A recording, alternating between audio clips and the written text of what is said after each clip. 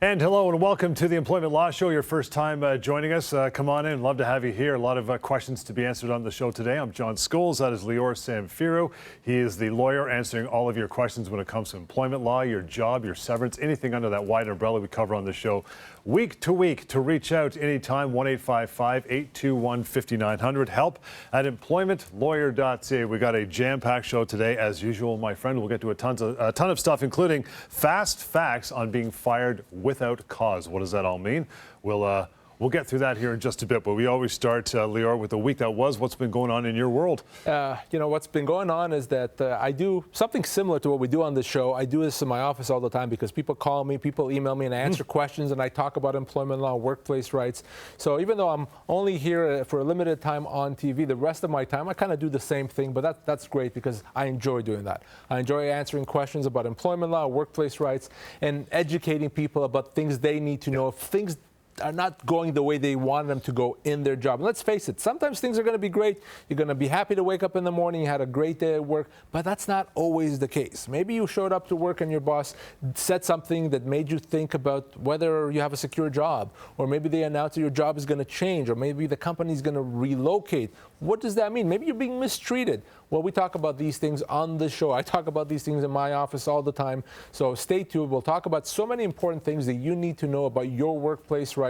And of course, if there's something that we don't cover, if you want to talk to me personally about your matter, we'll give you my contact information. You can reach out to me anytime. Happy to talk. There's no such thing as bad questions. Yep. But week there was. Let me tell you about a scenario that came across my desk. I think there's some important lessons there for our viewers to take from this. So I spoke with a gentleman who was working as a forklift driver.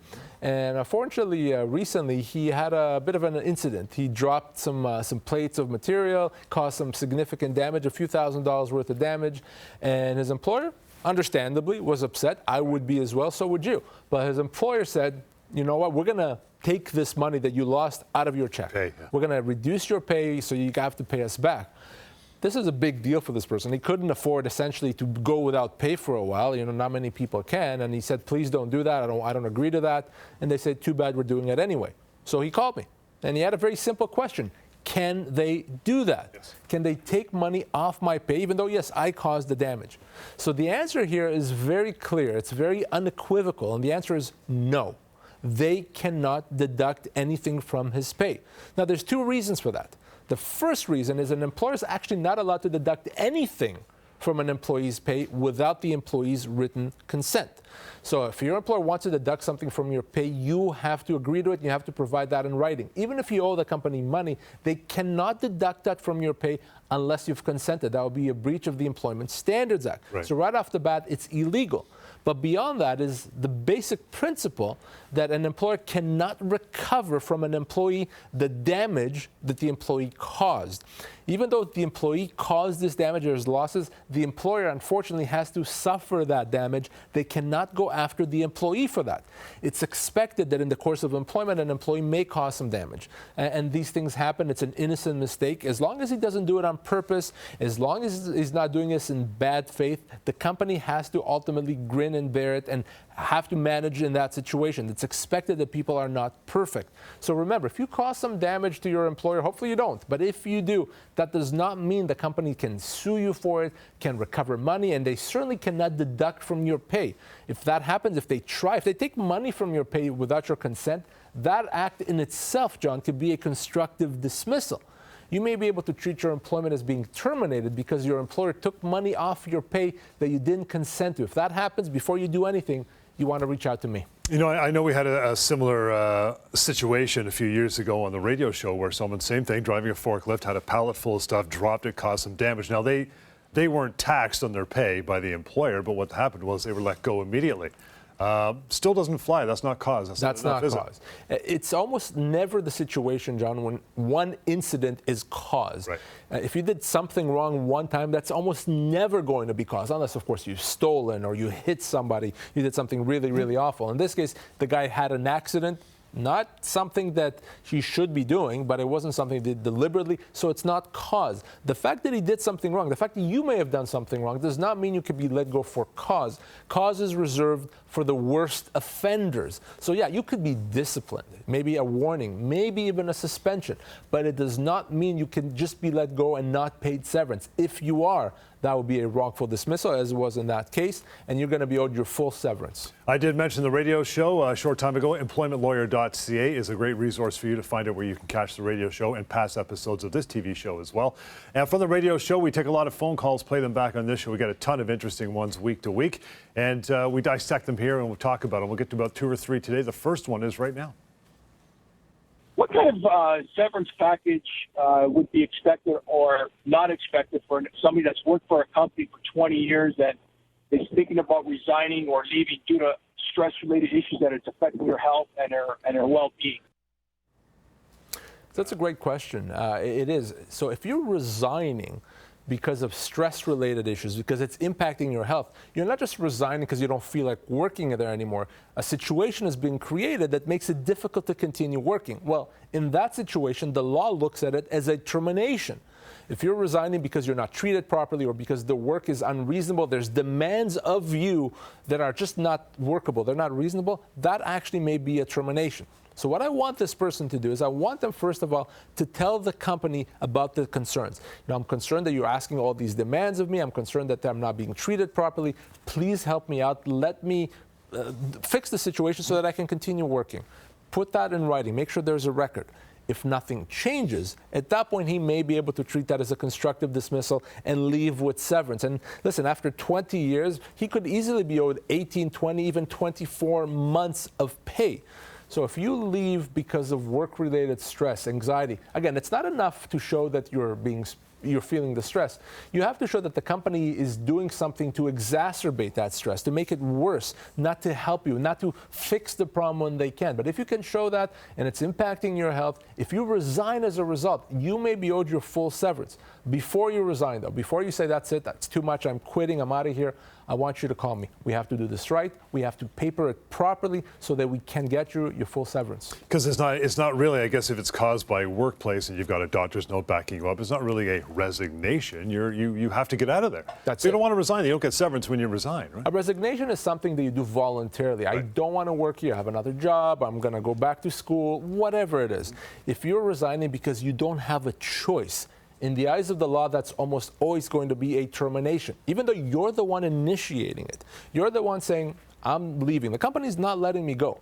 But if you're doing it in a situation where you don't have a choice, mistreatment, bullying, harassment, maybe they changed the terms of employment, maybe they relocated you, so now you have to drive so long to work, it's not reasonable. For all these reasons and more, if you leave, the law may consider that to be a termination, and you may be owed your full severance. Again, to reach out, 1-855-821-5900. Now, if you've watched the show for the past couple of years, or if you've watched the radio show or listened to the radio show for several years, you're probably fairly familiar with the severance pay calculator. Over 750,000 people use that to find out what their severance should be. Things keep evolving on this show. Now there's the Pocket Employment Lawyer.ca. The severance pay calculator is wrapped up in there, but there's so much more that thing does, right?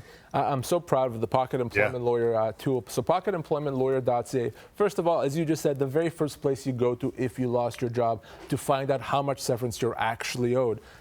Because chances are 90% chance, over 90%, that when you're staring at that severance letter, how much you're actually owed is much more than what the company has offered. So you grab your smartphone, you go to pocketemploymentlawyer.ca, you answer a few questions, and you're done. You find out how much severance you are actually owed. It's anonymous, it's free, it's easy to use. But it does much more than that. If you've been in a situation where you want to understand maybe if you're an employee or an independent contractor, you can go to pocketemploymentlawyer.ca, again, answer a few questions and find out if you are an employee or a contractor. If you want to understand if you've been constructively dismissed, same thing.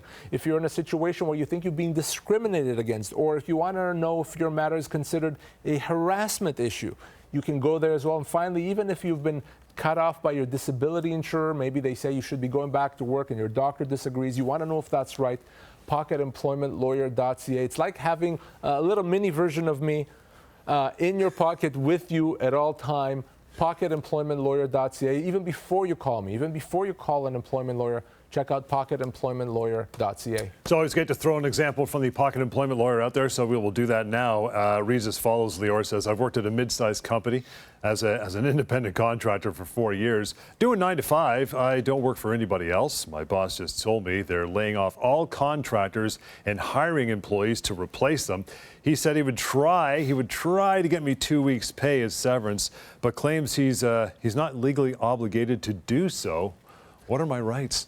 John, substance over form, okay? That's always key here. So he's not an independent contractor. I know he's been called that, and he's probably been paying his taxes that, but in the eyes of the law, he's an employee. He has a regular job. He's working 9 to 5. He's been doing this for 4 years. It doesn't matter what he calls himself. So he's an employee.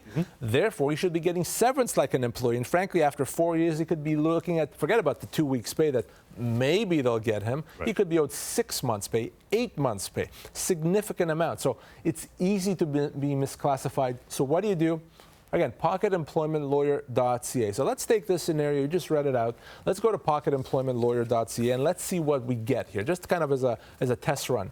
So the first question you'll see there on this feature is, did you work exclusively for the company? So yes. Did you set your own hours? He says, the company determined my hours. Yep. Did you pay for your expenses? No. And finally, were you working for the same company for more than 6 months? The answer is yes. So you can see on the screen the result very clearly is yes. It's likely, very likely, that you're actually an employee and not an independent contractor. So anyone in that scenario can go to pocketemploymentlawyer.ca and find out if they're an employee or an independent contractor. If you've always wondered, don't need to wonder anymore. It'll take you 10 seconds. pocketemploymentlawyer.ca. We know he is now. It's obvious he's an employee, but he says he's been doing this for 4 years. When was the tipping point where he went from contractor to employee? Or was it day one if they were the sole providers of all his income? If he was working exclusively for them, regular hours under their auspices, their supervision, probably on day one he was an employee already. You know, if I hire someone to be my assistant, my administrative assistant, if I call her an independent contractor, that doesn't mean she is, because she's working for me exclusively full-time hours. Again, substance over form. If you want to know what you really are, if you're wondering, by the way, John, I can almost guarantee you're not an independent contractor. Right. If you're the plumber, the electrician coming in, doing a job, moving on, yes, you probably are an independent contractor. Most other people, frankly, are misclassified. Coming up here, fast facts about being fired without cause. We will get to that. The phone number, by the way, to reach out, 1-855-821-5900 and EMPLOYMENTLAWYER.ca. Lots more. The Employment Law Show is on the way. Don't go anywhere.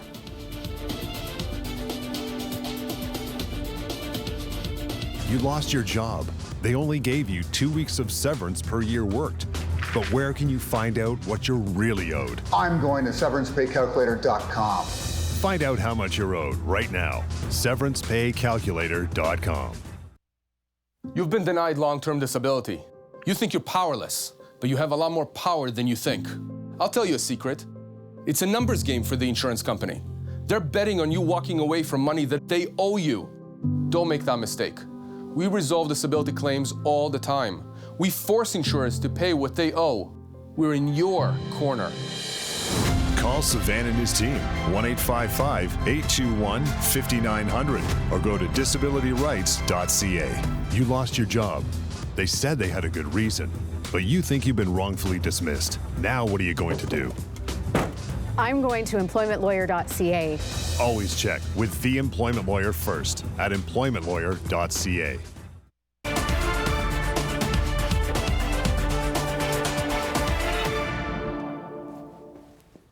And welcome back to the Employment Law Show. John Scholes and Lior Samfiru. And fast facts on being fired without cause. We'll get to that. You want to reach out, by the way, 1-855-821-5900 and EMPLOYMENTLAWYER.ca. You will find past shows and the proper way to find our radio show, which we've been doing for years and years and years. More phone calls from that show coming up here in just a bit. But I will throw these out to you right away, Lior, and I know you'll want to answer them quickly. That's why they're fast facts. Number one is, what is termination without cause? A termination without cause. Some people hear that term and they think that there's something wrong. They let me go without cause. I've been wrong. Not necessarily. In fact, in most cases, no, you have not.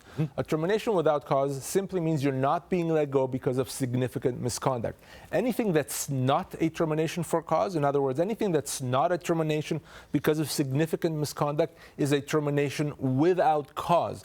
So that could be a restructuring, it could be cost cutting, it could be realignment, it could be a situation where you're let go because the company is not happy with your work performance. Your boss doesn't like you, something But like it's that. just not cause. So it's perfectly legal to be let go without cause. It's a question of severance. So if you're let go without cause, you have to get paid severance. The most common form of termination, John, is a termination without cause. Yep. Next one is this. I've just been fired without cause, and the company wants me to sign a termination papers or a severance offer before I leave. Do I have to? Absolutely not. So when you're let go without cause, again, the most common form of termination, you're going to be usually called into a meeting, handed some papers, and there's a severance offer usually in that paper, and there's a deadline by which you sign it. No matter what is the deadline, even if they want you to sign it now, tomorrow, next week, do not worry about it. Your legal rights don't expire on that deadline. You have 2 years to pursue your rights. It's your job to determine that you got what you're owed, and most people are not. So that deadline, that pressure is meaningless. You take the papers home, say, I'll consider it. You go to pocketemploymentlawyer.ca, you call me, you call another employment lawyer if you want to instead of me, that's fine. But that's what you do. Do not fall for the pressure, because if you do, and you sign off on that severance letter and you realize later, holy cow, I was owed another $30,000, you won't be able to do anything about that. So don't let that happen to you. Just take it home, take a breather, relax, and give it some time, right? Take the time that you need. If it's a week, if it's a month, take whatever time you need. It's a stressful time. It's a lot of things going on. You may not be in the best state of mind to deal with your severance offer right away. That's okay. Take the time that you need. You're not losing anything. We're talking about fast facts about being fired without cause. The next one is, well, I'm going to lob an easy one over the plate for you. How much severance am I owed following a termination for cause? That is an easy one. Well, it can be a bit tricky, simply because there's no direct formula. Some people think, oh, how much? I know how much severance, a week's per pay, year, or maybe 2 weeks per year, or whatever else per year. None of that is true. Your severance entitlements depend on a number of factors: your age, your position, the length of your employment, and potentially a couple of other factors as well. So the longer you work, the older you are, and the more senior a position you have, the more you're owed.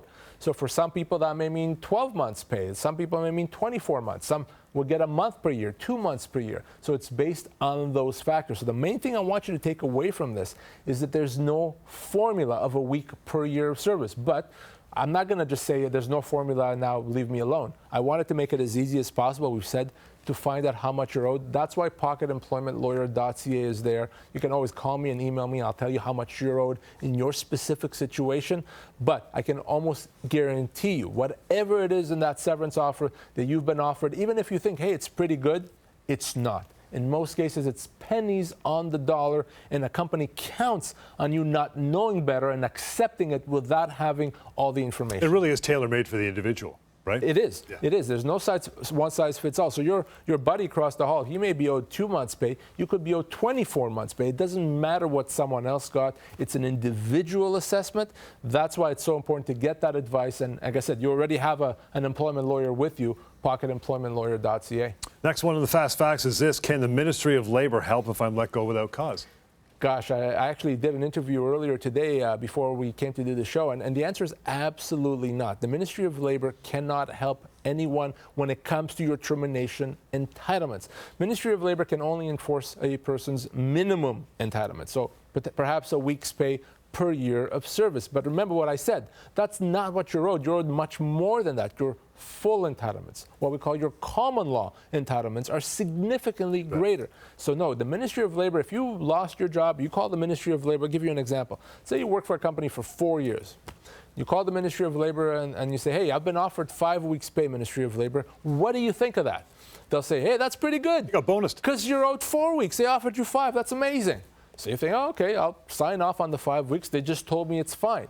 No, it's not. In fact, in that situation, you could be owed 6 months' pay, 8 months' pay, even more perhaps. So not weeks, months. So if you call the Ministry of Labor, you get the wrong advice, not because it's wrong, because they're only telling you about a small portion of what you're actually owed. So the worst thing you can do when you lose your job is go to the Ministry of Labor. You'd be better off throwing darts at a dartboard and come up with a number that way. That's better still than going to the Ministry of Labor. You go to pocketemploymentlawyer.ca, you call me. You can go to the Ministry of Labor for other things. Overtime issues, vacation pay issues. Maybe you didn't get your check properly paid last week. That is fine, but not when you lose your job. For that, you have to get legal advice. We've given you a number of ways to do that. What you cannot do is go to the Ministry of Labor. Okay, one more here. The fast facts about being fired without cause is this. How does an employment contract factor into severance pay? So employers now are starting to understand, wait a second, we actually have to pay a lot of severance, and it's going to cost us a lot of money. We may have an employee that has worked for us for 6 months, and we could owe them 5 months severance. How do we eliminate that? How do we reduce that? And the way an employer can reduce severance is through an employment contract or an employment agreement. So what some companies do is they stipulate in the employment agreement what they would have to pay you if at some point down the road they let you go. So if you sign an employment agreement that limits your entitlements, that could be a real factor, and that agreement could cost you potentially tens of thousands of dollars. So 2 things I'll say.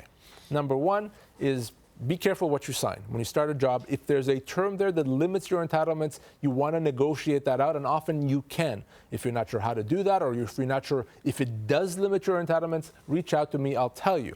The second thing I'll say about this, just because you signed an employment agreement that tries to limit your entitlements doesn't actually mean that it does that. In many situations, we can get around the terms of the agreement and still get you your full entitlement. So if you just lost your job and your employer says, you signed an employment agreement, as per that employment agreement, we only have to pay you 3 weeks' pay. That may not be the case. Probably in 80% of the cases, we can get around it. Still so important to give me a call in that situation, because you may still be owed your full entitlements. And to reach out, as you know, 1-855-821-5900, EMPLOYMENTLAWYER.ca online. That is where you find the radio shows where you can listen to week in, week out. Call number 2 from that show, or one of the shows, is coming up right now. I am in a middle management role. I have a base salary in excess of 6 figures. If I achieve 100% of the sales that the company asked me to make, I basically achieve an additional $75K. So last year I made 180, and I'm being given numbers this year that are impossible to achieve, and I can document that. And I actually believe it's a way for the company to bring in fresh blood by disincenting the existing sales reps of the team. Yeah. Ultimately, you can call it whatever you want, but what's happening with this person, he's going to be taking a pay cut. It's as simple as that. So if the company moves the goalpost so that now he's not going to be able to get the same income, what he's doing is he's getting paid less money. So commission is an important part of your compensation. If you earn a certain commission and now you're not going to be able to earn that commission because they changed the terms of the commission plan, what they've done is they've shaved off your compensation. They reduced your compensation. And an employer does not have a right to reduce your compensation. If they do, you can treat that as a constructive dismissal. So even though they're not directly saying we're paying you less, they're simply saying we're changing the way commission is paid. Instead of doing it this way, we're doing it that way. But if the net effect is now you're making less money, that's a pay cut. That's a constructive dismissal. So what do you do in that situation? You have a choice to make. Of course, you can accept that or treat that as a constructive dismissal. But to find out in your situation, maybe this is your situation, you have a similar one, you can go to pocketemploymentlawyer.ca, and we did in this particular situation, went to pocketemploymentlawyer.ca and inputted this person's information. So he's been with the company for 5 years or more. They changed his compensation. It hasn't happened to him before. And the Pocket Employment Lawyer tool says, yes, your compensation has changed significantly, and because this has something that's not happened before, this is a constructive dismissal. So it's as simple as that. You can do the same thing. If your compensation has changed or the structure of compensation has changed so that you make less money, that's not something an employer is allowed to do. And you can always go to pocketemploymentlawyer.ca to find out exactly what you're owed. And quickly, you said in there twice has not happened before. If it has happened before, different basket, right? The reason that question is there, because if your employer has done this before and you kind of let them do it, then you've given them the right to do it again. Now there's an implied term that they can change your compensation. That's why it's so important. If your compensation changes, to stand up for your rights, not to let that happen. If you let it happen the first time, you may then agree to let them do it again and again and again. And when it does happen the second, the third, the fourth time, you may not be able to do anything about it. You only have one try, one kick at that can to make sure that your rights are protected. Coming up here, recuperating, or at least the repercussions for recuperating after surgery. 1-855-821-5900 and help at EMPLOYMENTLAWYER.ca. That and a phone call are on the way after a short break right here, the Employment Law Show. Stick around. You were being harassed, and when you said something about it, you're the one who lost your job. Now what are you going to do? I'm going to EMPLOYMENTLAWYER.ca. Always check with the employment lawyer first at EMPLOYMENTLAWYER.ca. Insurance companies deny long-term disability claims all the time. They give lots of excuses. Don't give up. I've seen it all. They've ignored your doctors, they've ignored you. You're angry and you're frustrated. But there's hope. We resolve disability claims all the time. We force insurers to pay what they owe. We're in your corner. Call Savan and his team, 1-855-821-5900, or go to disabilityrights.ca. You thought you had a secure job. You didn't see it coming. Now what do you do? I'm going to EMPLOYMENTLAWYER.ca. Always check with the employment lawyer first at EMPLOYMENTLAWYER.ca.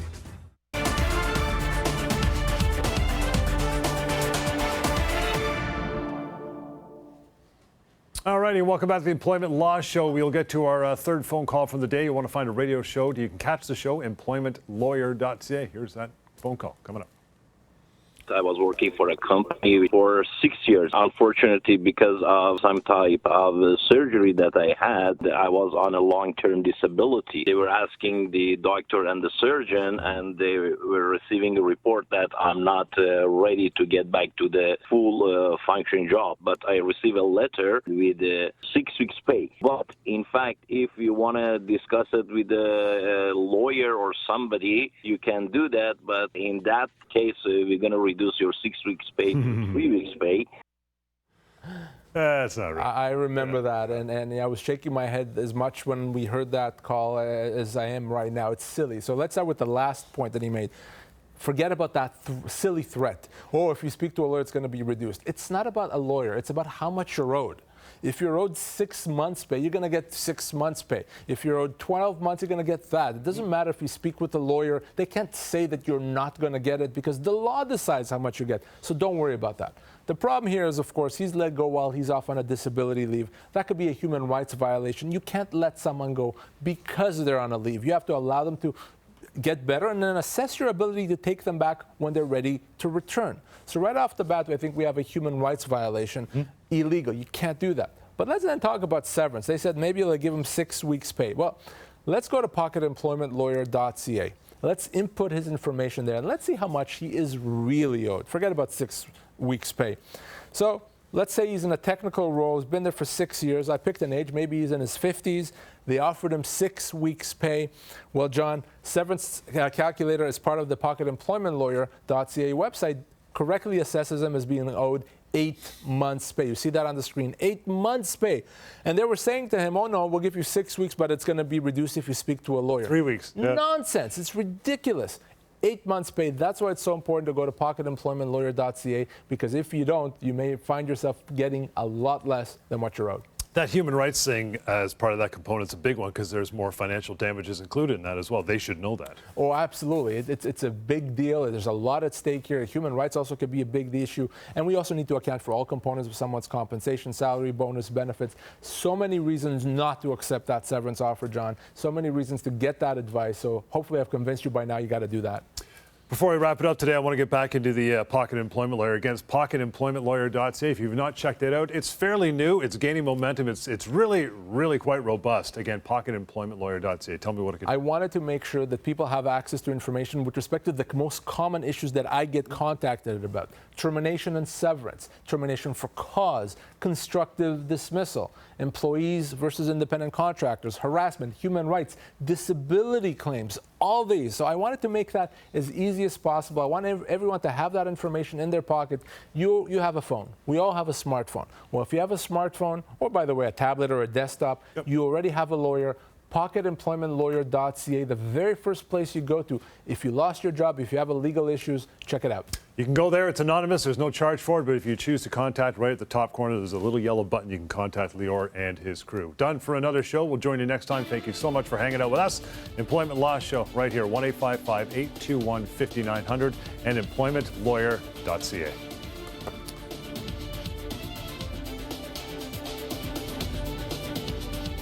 Closed captioning of this program is brought to you in part by SeverancePayCalculator.com. Find out how much you are owed right now. SeverancePayCalculator.com.